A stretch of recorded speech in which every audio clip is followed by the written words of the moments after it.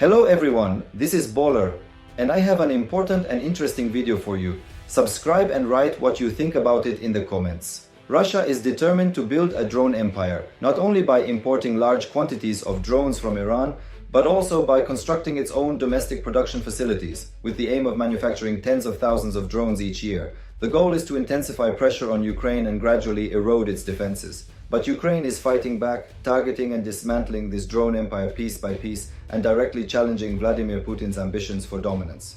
To understand how critical these Ukrainian strikes are, we must reflect on how much the war has evolved since its early days. When Russia first invaded in 2022, the conflict looked fairly traditional. Armies dug trenches, tanks rolled across fields, and artillery fire dominated the battlefields. Drones were present, but their role was minor. There were entire months with only a handful of Russian drone attacks. Fast forward to today, and drones have become the backbone of Russian strategy. They now account for roughly 70% of all Ukrainian casualties. The number of drone attacks has skyrocketed, from an average of 959 per month in 2024 to an overwhelming 3,453 per month in early 2025.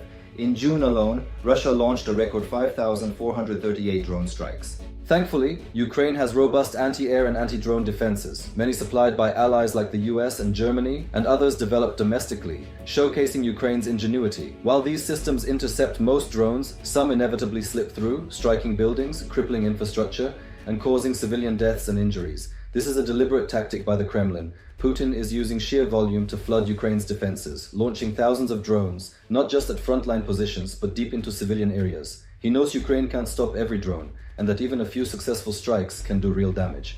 He also understands the psychological toll. Nightly air raid sirens force families to huddle in shelters, listening to the menacing hum of drones and hoping they'll survive until morning. More than 6,700 civilians have already been killed or wounded this year alone. Danielle Bell of the UN Human Rights Monitoring Mission in Ukraine warns that the current levels of suffering are the worst in over 3 years. Long-range missile and drone strikes are killing civilians far from the front lines. Former US diplomat William Taylor sees these attacks as part of Putin's strategy to break the spirit of the Ukrainian people.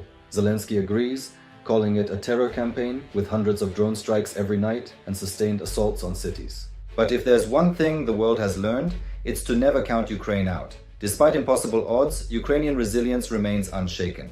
Even now, as drone strikes intensify, Ukraine is going on the offensive, targeting Russia's drone infrastructure at its core. One major target is the massive drone factory in Yelabuga, Tatarstan, some 750 miles east of Ukraine.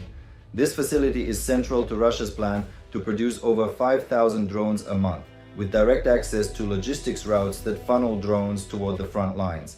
But it's within range of Ukrainian long-range weapons, and it has been struck multiple times. In June, Ukraine launched a coordinated drone attack on the Yelabuga facility. Russia claimed the drones were intercepted, but falling debris ignited fires. Airports in Kazan and Nizhnekamsk had to shut down, and images showed thick smoke rising from the site.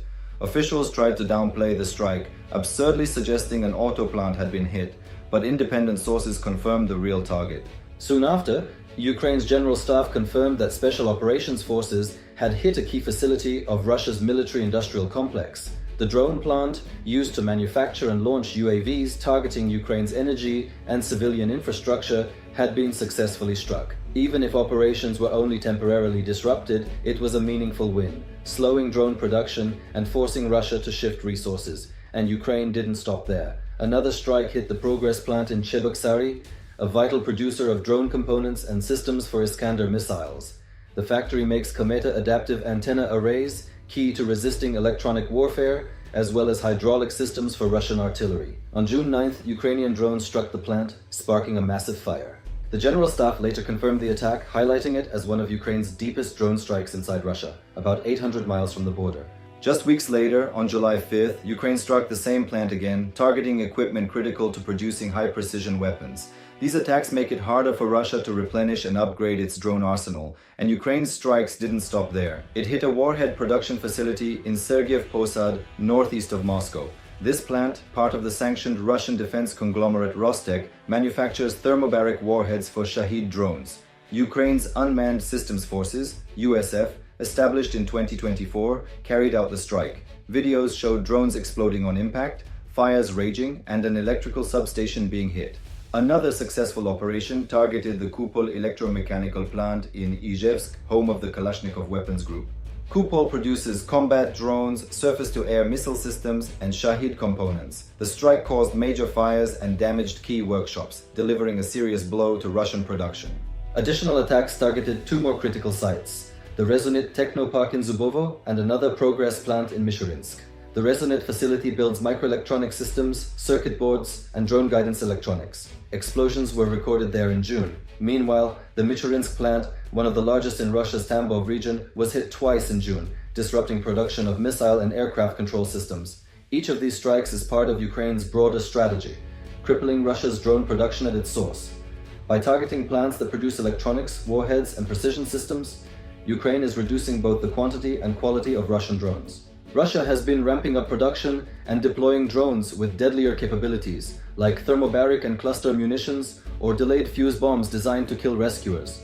But Ukraine's proactive strikes are stopping many of these drones before they ever reach the battlefield, saving countless lives. The campaign is working. It's slowing Russia's drone output, reducing the effectiveness of strikes, and forcing the Kremlin to dedicate time, manpower, and money to rebuild. Though Ukraine can't eliminate the drone threat completely, it's doing everything it can with limited resources. Factory by factory, Ukraine is dismantling Putin's drone empire. And while striking enemy infrastructure is crucial, Ukraine is also upgrading its defenses. It's receiving cutting-edge systems from allies, like the Slovak-made Shark aerial drones that detect and disrupt enemy UAVs using simple but powerful electronic warfare. Western air defense systems like Germany's Iris-T and America's Patriot continue to safeguard Ukraine's skies. Ukraine has even developed its own AI-powered anti-drone turrets, called Sky Sentinels. These advanced systems use machine learning to track drone paths and take them down with precise, low-cost ammunition. They're even capable of hitting missiles, adding another powerful layer to Ukraine's aerial defense. To learn more about these incredible Sky Sentinels and the latest Western weapons Ukraine is using, check out our other videos. And discover how Japan's new airborne surveillance has given Ukraine the ultimate eye in the sky, making it impossible for Putin's forces to hide.